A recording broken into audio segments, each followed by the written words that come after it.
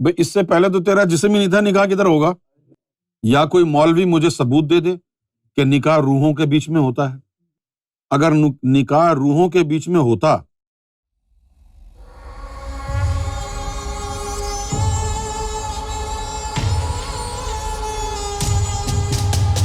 غازی توفیق الہی، ویسٹ بنگال، کلکتہ۔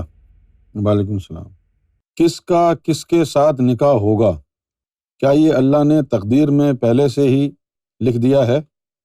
علماء حضرات کہتے ہیں کہ انسان کچھ بھی کر لے لیکن شادی اس ہی کے ساتھ ہوگی اللہ تعالیٰ نے جو فیصلہ کیا ہے۔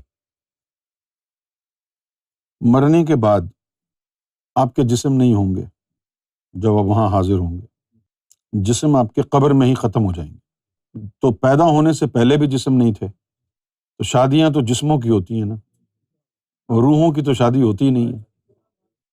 تو یہ لوگوں کا فلسفہ ہے، جھوٹی روایتوں پر یہ تمام باتیں لوگ کرتے ہیں کہ بھئی نکاح تو جو ہے وہ جنت میں ہو گئے تھے۔ تم جنت میں تھے کب جو تمہارا نکاح ہوا تھا؟ تم جنت میں تھے؟ اگر تم جنت میں تمہارا نکاح ہو چکا ہے تو یہ نماز روزہ کیوں کر رہے ہو جنت میں جانے کے لیے؟ جو جہاں سے آیا ہے وہ ویسے ہی چلا جائے گا وہاں پہ۔ یہ لوگوں کے جو ہے نا فلسفے ہیں، مولویوں نے بنوائے ہوئے۔ تو اگر تمہاری نکاح جنت میں ہو گئے تھے تو طلاقیں بھی جنت میں ہو گئی ہوں گی۔ چلو پھر کسی عورت کو پوچھتے ہیں جو اس فلسفے پر یقین رکھتی ہے کہ اگر بی بی تو یہ سمجھتی ہے کہ نکاح جنت میں ہو گئے تھے تو جب تیرا میاں دوسری شادی کرتا ہے تو وہ تو ہو کے رہے گی، جنت میں ہو چکی ہوگی نا، تو پھر تو روک کیسے سکتی ہے؟ اعتراض کیوں کر رہی ہے؟ بھئی اگر کوئی بندہ دوسری شادی کرتا ہے، تیسری کرتا ہے، چوتھی کرتا ہے تو تجھے اعتراض کیوں ہوتا ہے جبکہ شادیاں جنت میں ہو گئی ہیں؟ تو یہاں تو صرف جو ہے وہ جنت کے لکھے کے مطابق ہی ہو رہا ہے نا۔ نہیں مانے گی اس بات کو؟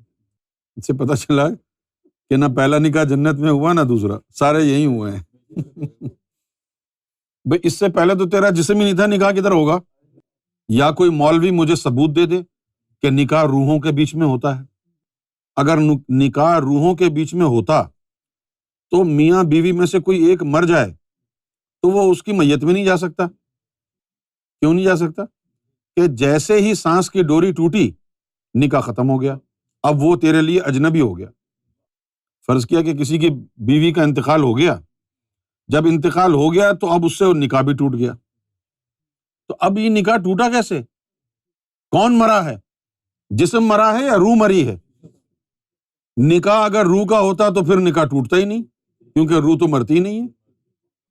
تو تیرے جسم کی موت کے اوپر نکاح کیوں ٹوٹا؟ تو یہ ساری جھوٹی باتیں ہیں، مولویوں کی گھڑی ہوئی باتیں ہیں۔ یہ نکاح وغیرہ جو ہے جسموں کے بیچ میں، اور نکاح چھوڑو یار، جس دین پر تم عمل پیرا ہو رہے ہو وہ دین بھی تمہارے جسم کا ہے، روح کا نہیں ہے۔ تو یہ شادی وادی جو ہے نا ادھر ہی کی گیم ہے سارے، کیونکہ حضور کی ایک حدیث یہ بھی ہے کہ نکاح میری سنت ہے، نکاح کرو۔ تو کسی نے کہا یا رسول اللہ اگر کسی کے پاس مالی استطاعت نہ ہو شادی کرنے کی تو وہ کیا کرے؟ تو آپ نے یہ نہیں کہا کہ ہر حال میں نکاح کرو، آپ نے فرمایا کہ مالی استطاعت نہیں ہے تو پھر روزے رکھ کے گزارا کرو۔ اگر نکاح پہلے سے ہوا ہوتا تو پھر یہ ایڈ ہاک بیسس کے اوپر فیصلہ کیوں ہوتا کہ پیسے ہیں تو کر لو، نہیں ہے تو نہ کرو؟ پہلے سے لکھا ہوتا تو پھر پریشانی کی کیا بات تھی؟ تقدیر میں لکھا ہوا ہے، اللہ کرا ہی دے گا کہیں نہ کہیں سے۔ بھائی لوگ بھیک مانگ کے بھی تو شادی کر سکتے ہیں نا، بھیک مانگ کے لوگ گاڑیاں چلا رہے ہیں، لینڈ کروزر پاکستان، شادی نہیں کر سکتے۔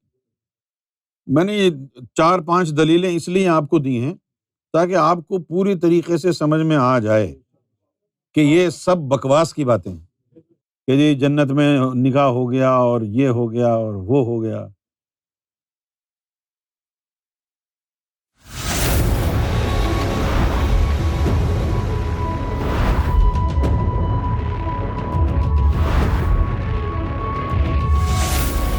Amra TV, the place to connect with God.